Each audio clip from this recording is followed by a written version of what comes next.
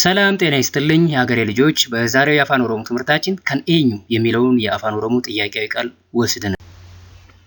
ከንኤኙ ማለት የማን ማለት ነው? ሁዝ ማለት ነው። በአረፍተ ነገር እናየዋለን።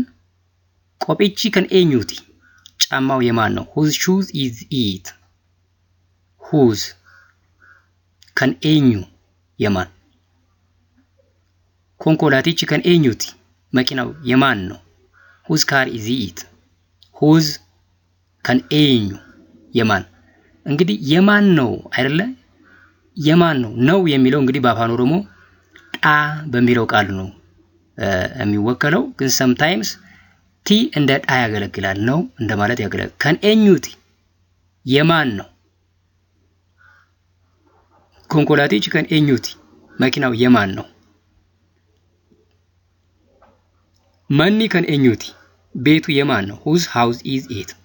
የማን ቤት ነው? ቤቱ የማን ነው? ከንኤኙ ስሬንኩን ከንኤኙቲ፣ ይህ አልጋ የማን ነው? ሁዝ ቤድ ኢዝ ዚስ። I know who will be interested in this kind of questions. ስሬንኩን ከንኤኙቲ፣ ይህ አልጋ የማን ነው? ሁዝ ቤድ ኢዝ ዚስ